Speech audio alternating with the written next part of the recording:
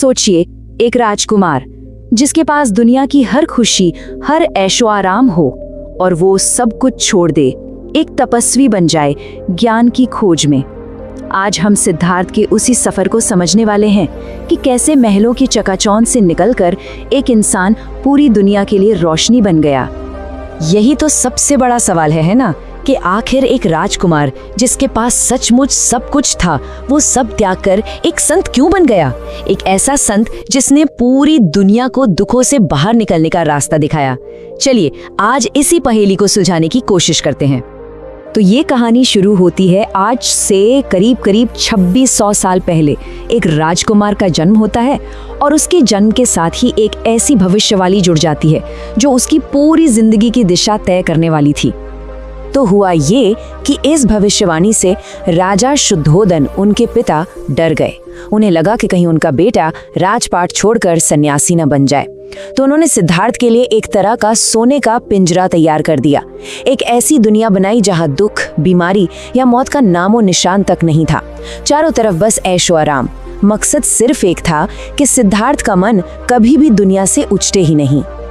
लेकिन महल की वो ऊंची दीवारें भी सिद्धार्थ के मन में उठ रहे सवालों को रोक नहीं पाईं।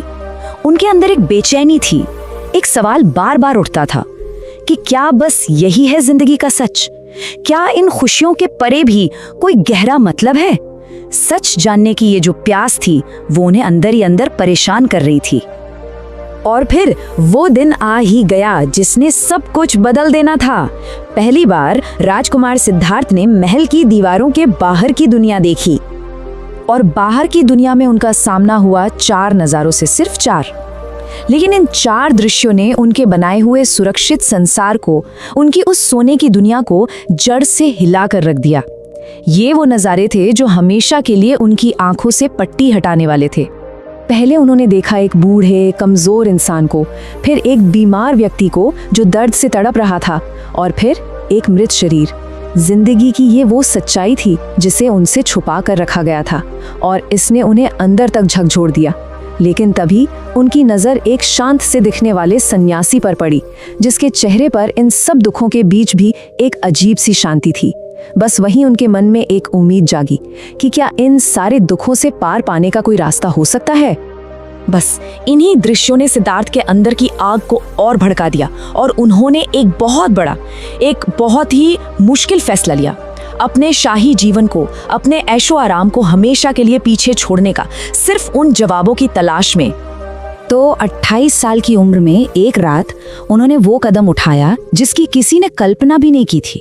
अपनी पत्नी, अपने छोटे से बेटे, अपने राजपाट, सब कुछ को पीछे छोड़ दिया। इतिहास में इस घटना को महाभिनिष्क्रमण यानी महान त्याग के नाम से जाना जाता है। सच की खोज के लिए एक राजकुमार का ये सबसे बड़ा त्याग था। तो ये सिर्फ महल छोड़ना नहीं था, ये एक जिंदगी को छोड़कर दूसरी को अपनाना था। मतलब विलासिता, अज्ञान और मोह भरी जिंदगी को छोड़कर कठिनाई, खोज और त्याग का रास्ता चुनना था। और यही वो संकल्प था जो उन्हें आगे ले जाने वाला था। और अगले 6 साल उनकी जिंदगी के शायद सबसे मुश्किल साल थे। ज्ञान की तलाश में वो जंगलों में भटके, कई गुरुओं से मिले और अपने शरीर को ऐसी कठोर तपस्या में डाला जिसकी हम कल्पना भी नहीं कर सकते। उनकी तपस्या इतनी कठोर थी कि वो लगभग मौत के मुंह में पहुंच गए थे। और तभी उसी पल उन्हें एक बहुत बड़ी बात समझ आई कि न तो बहुत ज्यादा भोग विलास सही रास्ता है, और न ही शरीर को इतना कष्ट देना। असली रास्ता तो इन दोनों के बीच में है, जिसे उन्होंने मध्यम मार्ग कहा। तो अब हम सिद्धार्थ की यात्रा के उस सबसे अहम पड़ाव पर आते हैं जहां उन्हें ज्ञान की प्राप्ति हुई। मध्य मार्ग का ज्ञान होने के बाद वो बोधगया पहुंचे। वहां एक पीपल के पेड़ के नीचे वो ध्यान में बैठ गए और उन्होंने एक पक्का इरादा किया कि जब तक मुझे परम सत्य का ज्ञान नहीं हो जाता, मैं यहाँ से नहीं उठूंगा। फिर उस रात गहरे ध्यान में उन्होंने अपने मन की हर गांठ को खोल दिया, हर बंधन को तोड़ दिया। और सुबह जब सूरज की पहली किरण निकली तो उनके भीतर का सारा अज्ञान, सारा अंधेरा मिट चुका था। उस सुबह वो राजकुमार सिद्धार्थ नहीं थे, वो बुद्ध बन चुके थे।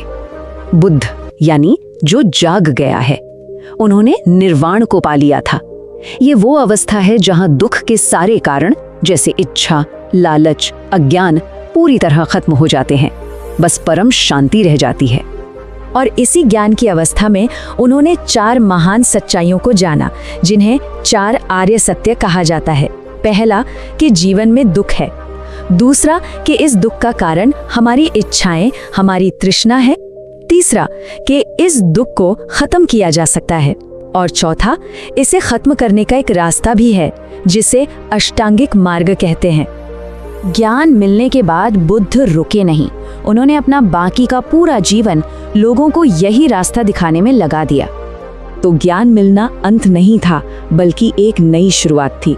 अगले 45 सालों तक बुद्ध ने पैदल ही पूरे उत्तर भारत का दौरा किया और जो कोई भी सुनने को तैयार था, उसके साथ अपना ज्ञान बांटा।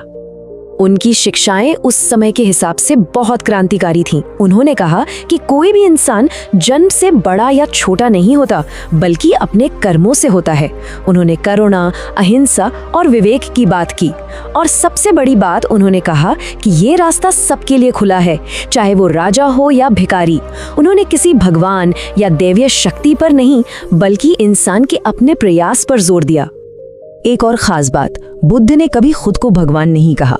वो हमेशा कहते थे कि मैं बस एक गाइड हूँ, एक रास्ता दिखाने वाला। जैसा कि उनका एक बहुत प्रसिद्ध कथन है, मैं तुम्हें सिर्फ मार्ग बता सकता हूँ, चलना तुम्हें खुद पड़ेगा।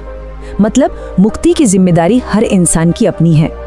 यहाँ तक कि अपने आखिरी समय में भी उन्होंने किसी और पर निर्भर रहने को नहीं कहा। उनका आखिरी उपदेश था, अप दीपो भव, यानी अपना दिया खुद बनो, अपनी रोशनी खुद बनो, किसी और को नहीं। अपनी बुद्धि को ही अपना गाइड बनाओ। और फिर 80 साल की उम्र में लाखों लोगों को एक नया रास्ता दिखाने के बाद बुद्ध ने महापरिनिर्वाण प्राप्त किया। मतलब वो जन्म और मृत्यु के इस चक्र से हमेशा के लिए आजाद हो गए। तो सिद्धार्थ की ये जो पूरी यात्रा है, ये हमें एक बहुत गहरे सवाल पर लाके छोड़ देती है। ये सोचने पर मजबूर करती है कि सच्ची टिकने वाली खुशी क्या बाहर की चीजों में है या फिर अंदर की शांति और समझ में। तो सवाल यही है कि सच्ची और स्थायी खुशी का असली स्रोत आखिर है क्या।